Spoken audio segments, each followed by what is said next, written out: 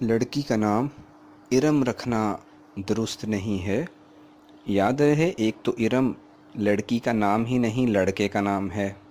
ارم سام بن نوح علیہ السلام کے بیٹے کا نام تھا، جیسا کہ معارف القرآن میں ہے۔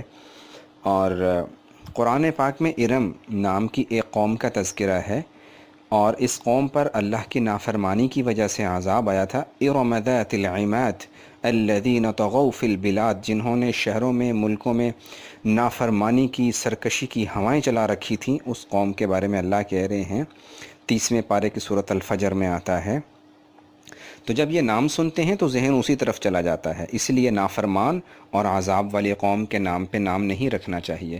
اسی طرح بعض لوگ سمجھتے ہیں جنت کا نام ہے۔ یہ شداد جو اللہ کا نافرمان تھا، اس نے اللہ کے مقابلے میں اپنی جنت بنائی تھی، جس میں اس کو جانا بھی نصیب نہیں ہوا تھا، تو اس کی جنت کا نام بھی ہے، اس لیے اس نام سے اوائڈ کریں۔